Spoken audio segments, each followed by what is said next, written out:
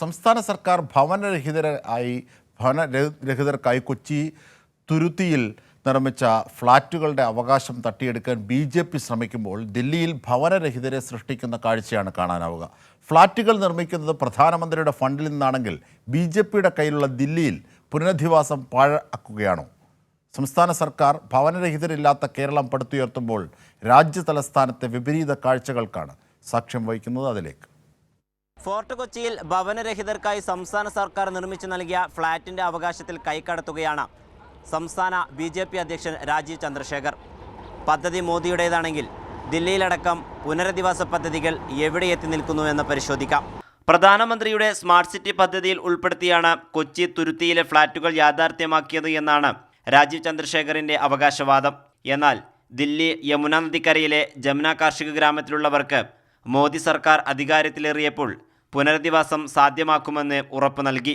ദില്ലി മുഖ്യമന്ത്രി രേഖ ഗുപ്തയും വാഗ്ദാനം ആവർത്തിച്ചു. എന്നാൽ 2 തവണ പേമാരി വന്നപ്പോൾ എങ്ങോട്ട് പോകണമെന്നറിയാതെ 100ഓളം കുടുംബങ്ങൾ നെട്ടോട്ടമോടി. ഒടുവിൽ BJP സർക്കാർ നൽകിയത് റോഡരികിലെ താൽക്കാലിക ഷെൽട്ടറുകൾ മാത്രം.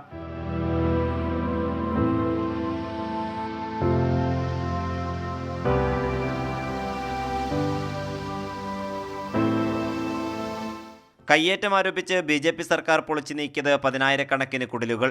എല്ലാം പുനരധിവാസ പ്രഖ്യാപനത്തിൽ മാത്രം ഒതുങ്ങി. ജംഗ്പുരയിലെ മദ്രാസി ക്യാമ്പ് പൊളിച്ചു നീക്കിയത് നിമിഷങ്ങൾക്കകം. മുഖ്യമന്ത്രി രേഖ ഗുപ്ത വാഗ്ദാനം നൽകിയ പാർപ്പിടത്തിൽ വെള്ളവും വൈദ്യുതിയുമില്ല. उन लोगों ने बोला नरेगा मिलेगा 20 तारीख से पहले आप लोग सारे सबके कितने घर मिले, बिजली पानी सब नल पानी चेक करके फिर जाना. लेकिन वहाँ जाने के बाद कोई सफाई कुछ नहीं, सारा बुरी तरीके से गंदगी हो रखा है. ദില്ലിയിൽ കഴിഞ്ഞ 5 വർഷത്തിനിടെ ഇടിച്ചു നിരത്തിയത് വീടുകൾ ഉൾപ്പെടെ 35,477 കെട്ടിടങ്ങൾ. 2023-ൽ 10,000-ലധികം വീടുകൾ ഇടിച്ചു നിരത്തിയെന്നാണ് കേന്ദ്ര നഗരവികസന മന്ത്രാലയത്തിൻ്റെ കണക്കുകൾ വ്യക്തമാക്കുന്നത്. താമസ സ്ഥലം എന്ന മൗലികാവകാശങ്ങൾ പോലും ലംഘിക്കപ്പെട്ട മനുഷ്യരെ പച്ച ഷീറ്റ് കൊണ്ട് മറച്ചാണ് മോദി സർക്കാർ ദില്ലിയിൽ G20 സമ്മേളനം സംഘടിപ്പിച്ചത്. മോദി സർക്കാർ അധികാരത്തിലേറിയതിന് പിന്നാലെ 10 ലക്ഷത്തോളം പേരാണ് ഭവനരഹിതരായതെന്നാണ് ഔദ്യോഗിക കണക്ക്. കണക്കിൽപ്പെടാത്തവ വേറെയും.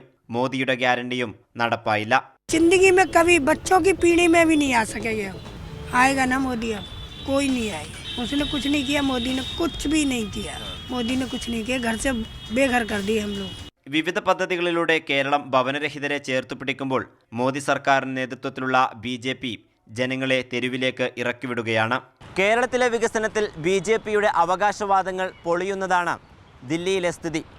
പ്രധാനമന്ത്രി നരേന്ദ്രമോദിയുടെ പദ്ധതികൾ നടപ്പിലാക്കിയെങ്കിൽ ചേരികളിലടക്കം ജനങ്ങൾ അന്തിയുറങ്ങേണ്ടി വരുന്നത് എന്തുകൊണ്ടെന്ന BJP ഘടകം ആത്മപരിശോധന നടത്തണം.